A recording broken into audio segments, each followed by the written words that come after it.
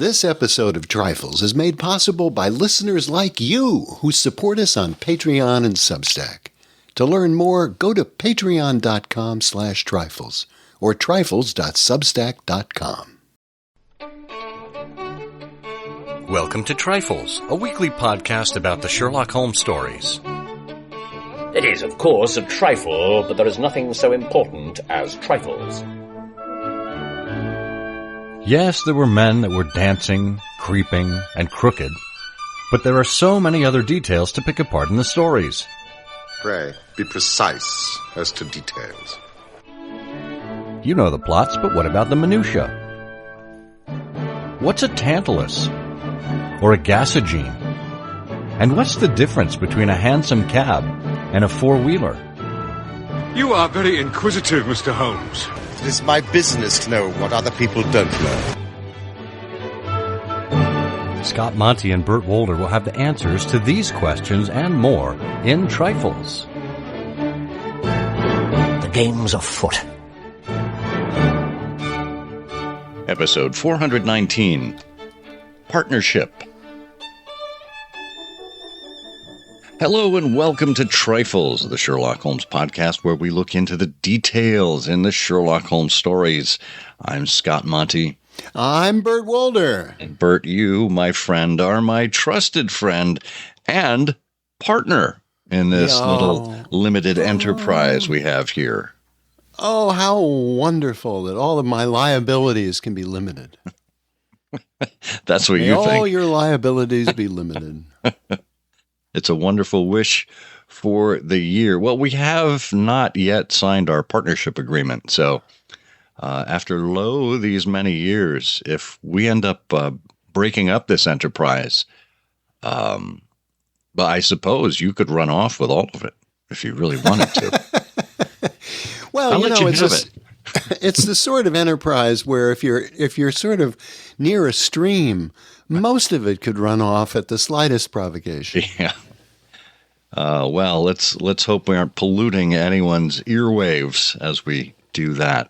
Ow. This should be an interesting episode, one looking at partnerships in the canon, beginning with a very significant one, but then getting into some of the more trifling ones. So stick with us as we explore this topic. Wanted to remind you that if you do not already do so, you can support us and subscribe to us on Patreon or on Substack. It's completely your choice. And of course, on whatever podcast listening app you prefer. On Substack and Patreon, we do have bonus content for all of our supporters, and everyone who supports us is automatically entered into a drawing every month for a free back issue of the Baker Street Journal.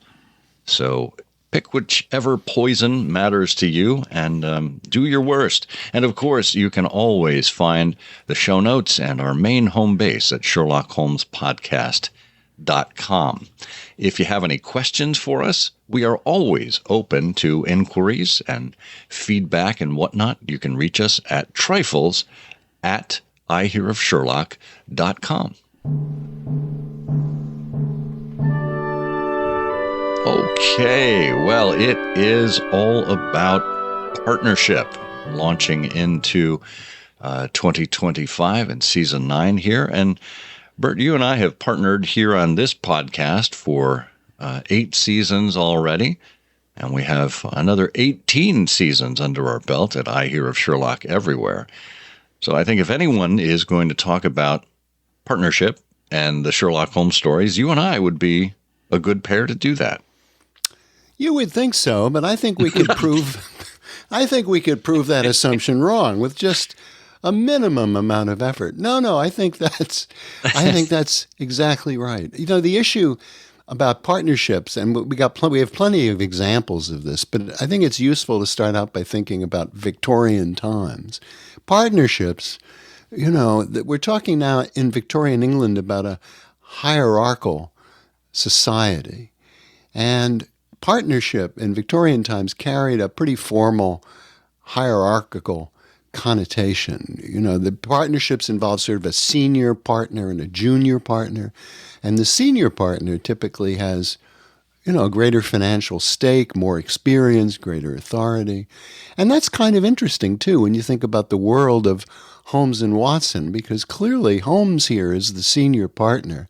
And yet they operate pretty much always, with the exception of the results of Holmes's observations and insights, they operate pretty much always as equals. That's interesting. They do. And one of the things that always struck me, particularly about the Granada production, and I don't know why it took that for me to realize it, but Jeremy Brett, in playing Sherlock Holmes, would consistently introduce Dr. Watson as his friend and partner or friend and colleague. And I thought that was a wonderful acknowledgement. Well, obviously we know they're friends, whether it's by virtue of just living together or being within each other's proximity. But the fact that he referred to him as a colleague or as a partner really helps us understand that even though Holmes operated in many ways like a one-man operation, he did rely on Watson for what he brought to the partnership. And while it may not have been a partnership of equals per se, they each had their respective strengths that they brought to the partnership, and their strengths complemented each other incredibly well. Holmes had just this vast store of knowledge and insight about the world of crime and certain intricacies that he wrote monographs about, etc. And Watson brought this view of humanity and this wonderful ability to storytell that brought this quirky individual to life for so many of us. And Holmes writing a monograph on a subject or writing a series of instructional lectures would not have been the same without Watson there.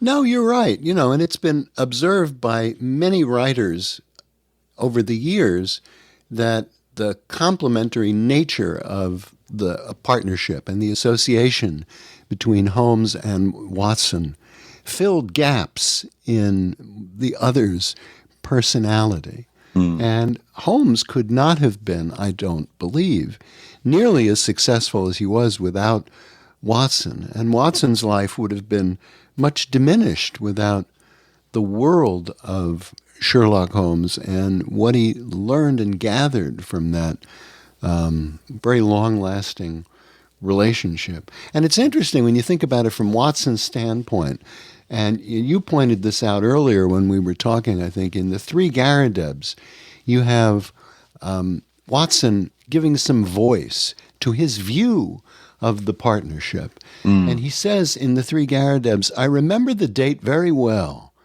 for it was in the same month that Holmes refused a knighthood for services, which may perhaps someday be described. I only refer to the matter in passing, for in my position of partner and confidant, I am obliged to be particularly careful to avoid any indiscretion." So Watson under an NDA there. Yeah. Oh, how interesting he chose. How interesting he chose those words. Yeah. And how interesting too that maybe this was an example of services that Holmes rendered independent of Watson, because even though Sherlock Holmes was certainly a name by that point that was world renowned. We have to wonder what Watson's role would have been recognized as by, in this case, the court, the royal court, in conferring such an honor. Would Watson have been included in something like that? And would he have had to refuse the knighthood as well? Or would this have been something that Holmes did independent of Watson? Well, that's a good point. I hadn't thought about that. Wouldn't it be interesting if Watson, became a member of the House of Lords and just never told anybody? The greatest hoax ever. Yeah.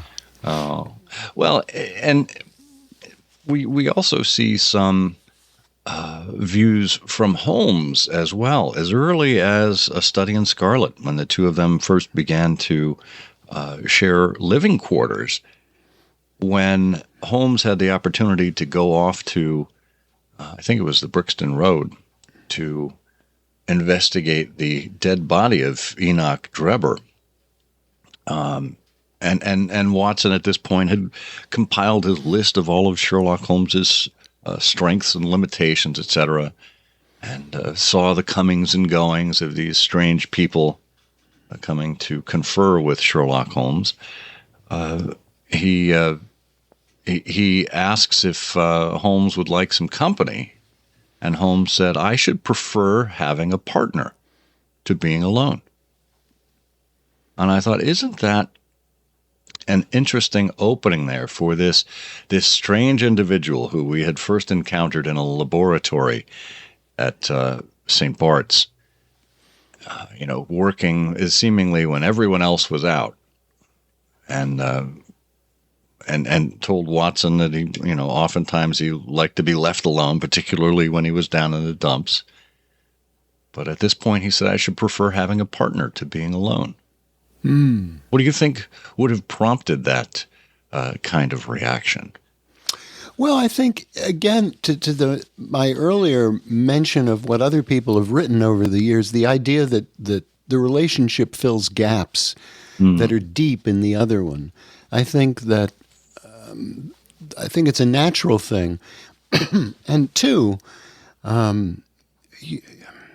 you do find that being part of a community, having someone to talk to, being not solitary all the time, is one of the indicators of longevity. According to a lot of health research. But you know what? I apologize. I got this wrong. You did? Yeah, this is Watson saying I should prefer having a partner to being alone. This is before the introduction to Holmes, when he was speaking with Stanford.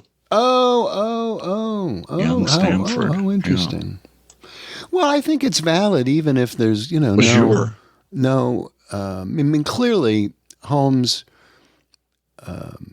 preferred engaging with Watson at appropriate times in the case, and certainly benefited and derived satisfaction. And you can see that again in Garadeb's, where you get that indication after Watson is wounded of Holmes' deep emotional regard from him. But I think the fact is that having somebody to talk to and somebody to work on these cases, and it's rooted in other Holmes's observations. You are not, the quotation that he gives about Watson as a not a luminous person, but a conductor of light. Yeah. And he could not have been as successful without Watson, and that's an aspect too of, again, this Victorian notion of partnership, because partnerships in Victorian England were often seen as a way to maintain social ties, family ties.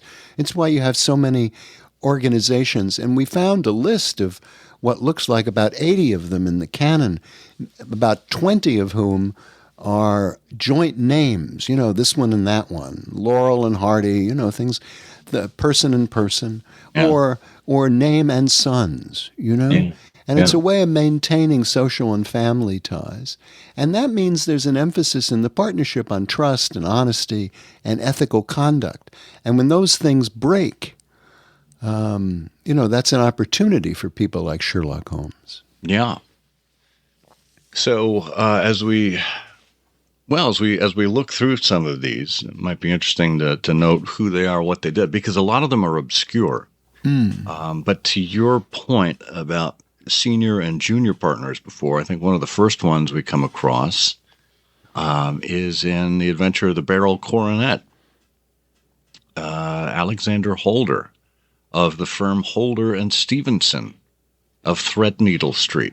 Watson said the name was indeed well known to us as belonging to the senior partner in the second largest private banking concern in the city of London. So Alexander Holder. So senior partner, right? Holder and Stevenson. It's not Stevenson and Holder.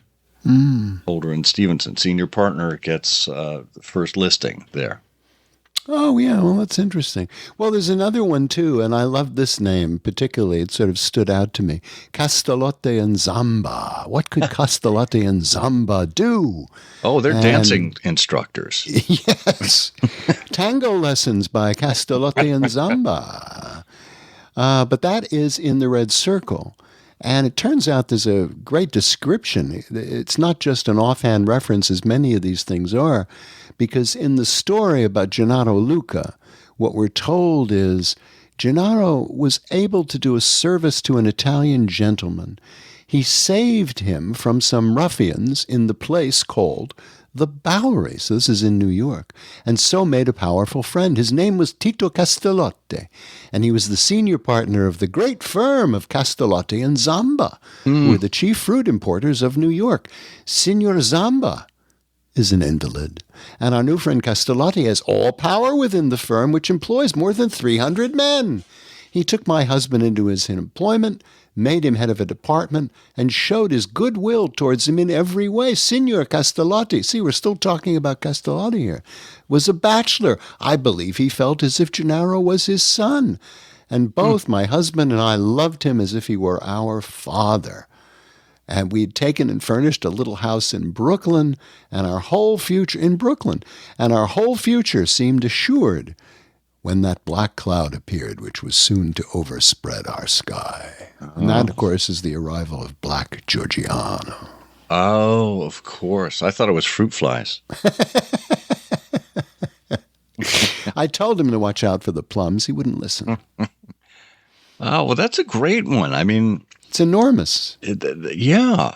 How it's central to the premise behind the Red Circle, and I have to admit, that's one of those stories I don't pay quite as much attention to. It's one of the later stories.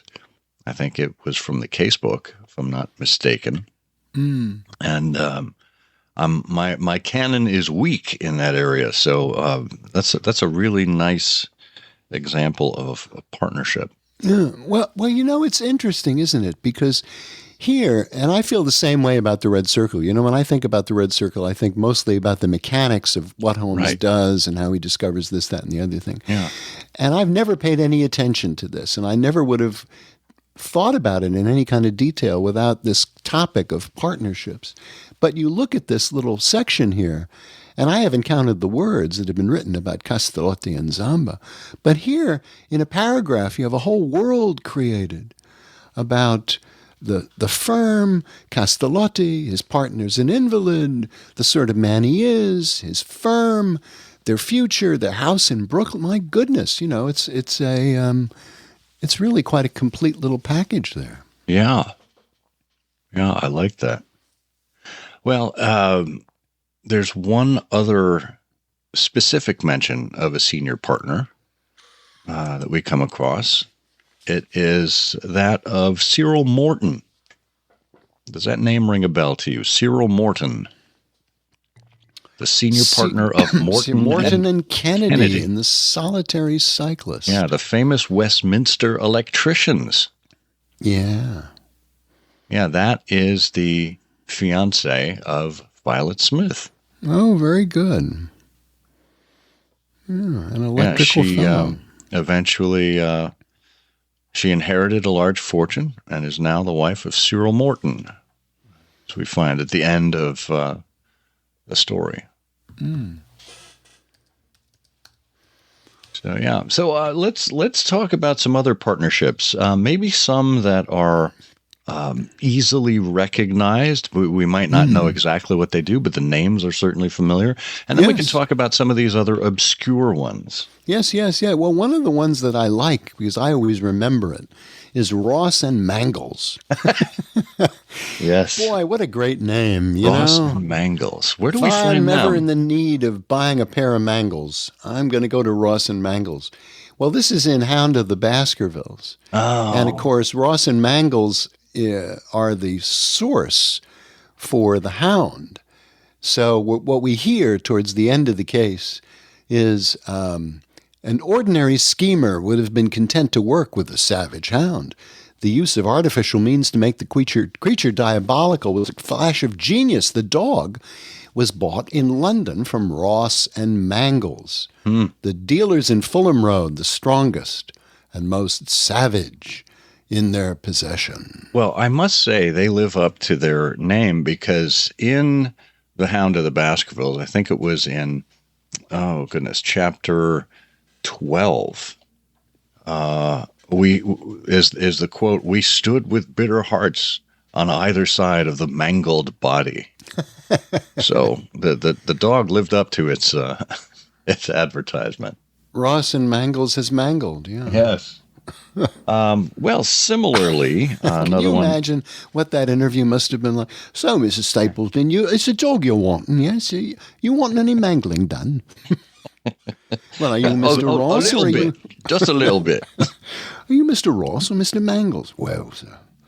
Well, similarly, one that I always remember is Morrison, and Dodd. Oh, yeah. The triple partnership. And this, of course, comes to us from the Sussex Vampire. This is the firm that writes to Sherlock Holmes, Re-Vampires. Their client, Robert Ferguson, and this is interesting, it's a partnership within a partnership. Morrison, and Dodd talks about Ferguson and Muirhead, who are partners, tea brokers of Mincing Lane. And Morrison, and Dodd clearly states what they do. Our firm specializes entirely upon the assessment of machinery. So, machine assessment from Morrison, and Dodd. I always imagined a snowy day near the offices of Morrison, and Dodd, and someone walking past the front door, finding a sole figure shoveling the snow away, would say, "Oh, good morning, Mr. Dodd." I see what you did there. Yeah. Yeah, and if Dodd were promoted to senior partnership before the younger Morrison, then it would need to change to Morrison, Dodd, and Morrison. Oh, that's right. Really awkward. Dodd, Morrison, and Morrison. Even worse. Yeah. Goodness. Well, there is also Dawson and Nelligan. This was a central point to the adventure of Black Peter. We know that John Hopley Nelligan was mistakenly apprehended as the murderer of Black Peter, when in fact his father was kind of the reason behind it. Nelligan Sr. had escaped with some financial instruments and evidently had been encountered on the high seas and tossed overboard, but young Nelligan was looking for that paperwork in the cabin of Black Peter, and that belonged to the partnership of Dawson and Nelligan before Nelligan made off with them. Oh, interesting. Yeah. What other ones do you recall? And then there's another sort of peculiar, it's not peculiar because of the case of Sherlock Holmes, but it's got peculiar echoes, and that's Max Linder and Company. And in the Valley of Fear, there's a scene among the evildoers where they are looking at their bank book and they're giving a list of how much money they've collected by the use of force against some of the mining companies. And it said, the report is Max Linder and Company paid $500 to be left alone. Well, as our late friend Russell Merritt knew, Max Linder was the name of a French actor and director who was born in the latter part of the 19th century and who was quite famous. So it's always interesting that in his day, and it's always interesting that name was used as the company that paid $500 to be left alone. But that's, in a way, it's sort of a tip of the hat, I suppose, to Max Linder. It would be as if, you and I were going to write a story and put the name of the firm Jerry Seinfeld and Company in it for some reason. Well, interestingly, also in the Valley of Fear, the Walker brothers paid $100 to be left alone. Not the Walker brothers, excuse me, Walker brothers. Capital W, capital B. So that infers that it is also a business partnership.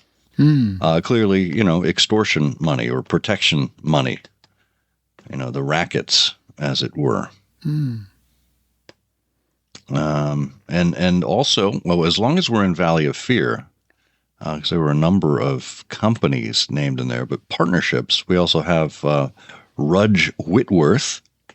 That's Rudge Whitworth. It's a manufacturer of bicycles. And, I've heard of this partnership, Smith and Wesson. That's a good one. Yeah. Well, one of my favorites too in the Valley of Fear is Ray and Sturmash. Oh, what that's could a good Ray one. and Sturmash do? Well, they're coal owners, and we're told there's a job to be done on Andrew Ray of Ray and Sturmash. Ray and Sturm. I like that. Almost like a Sturm and Drang kind of thing. Right, Sturm and Drang. Sturm and Drang. All right. Well, how about some of the more obscure partnerships? What do we have that pops out there?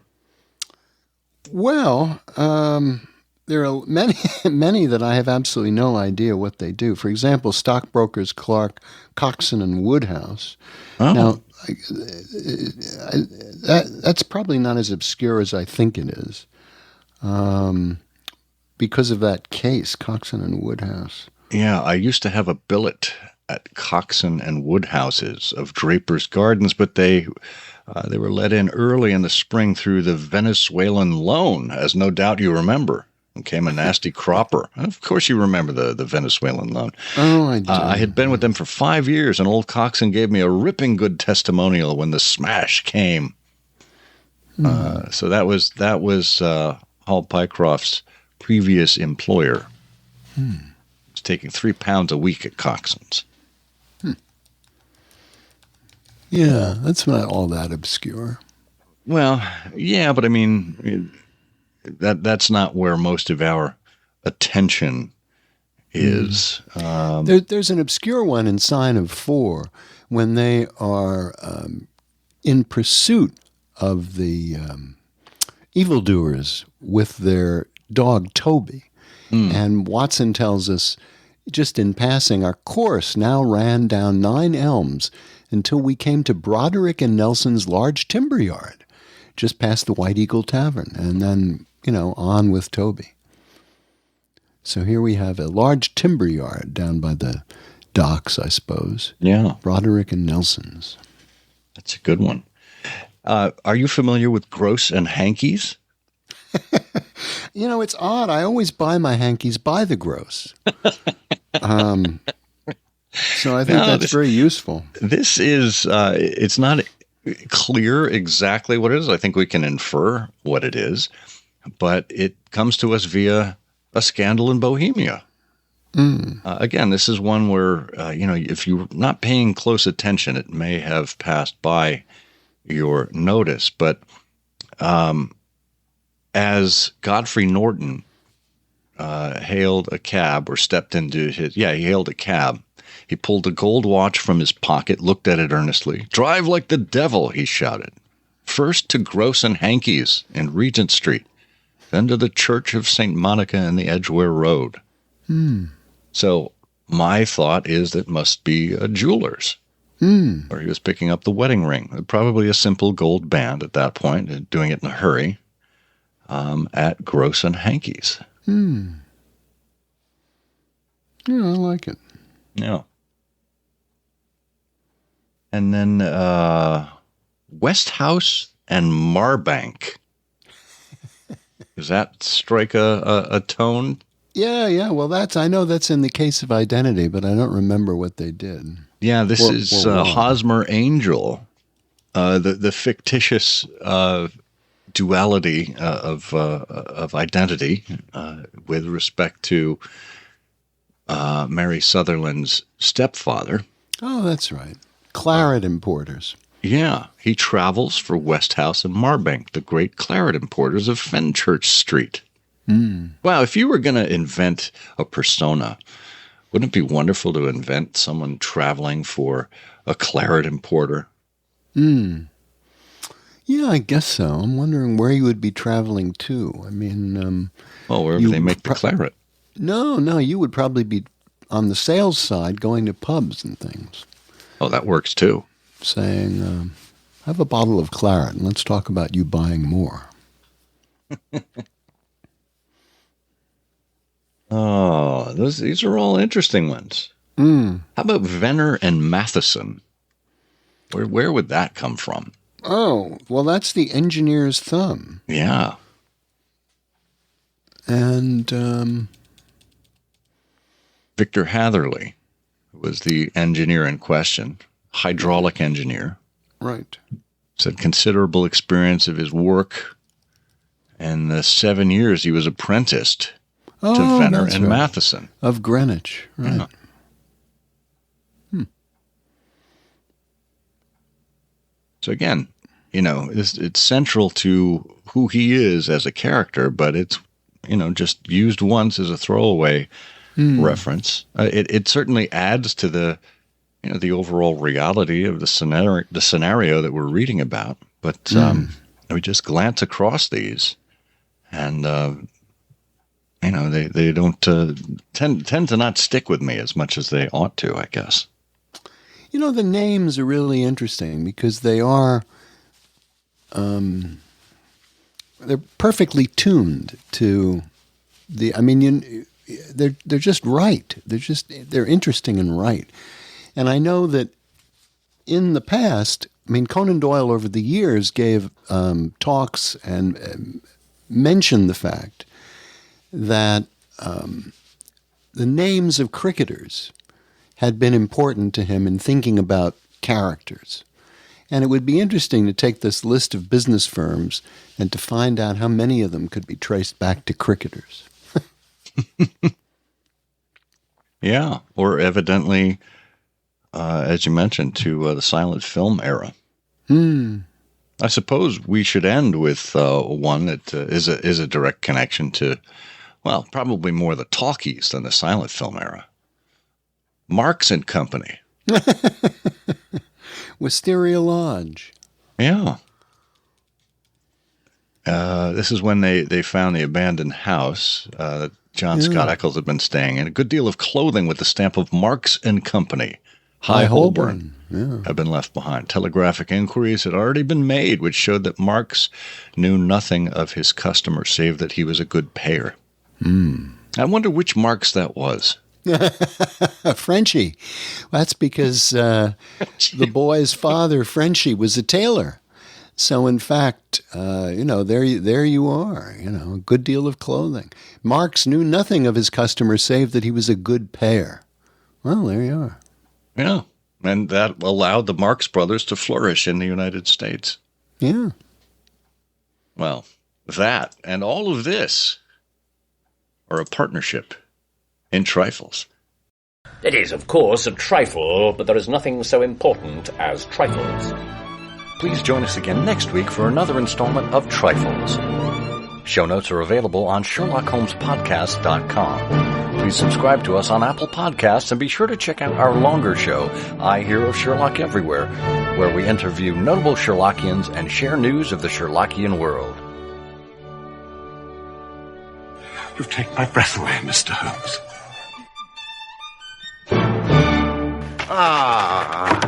Bronson! Mr. Holmes, a pleasure to see you again. My friend and colleague, Dr. Watson. Welcome to rehearsal, sir. Musgrave.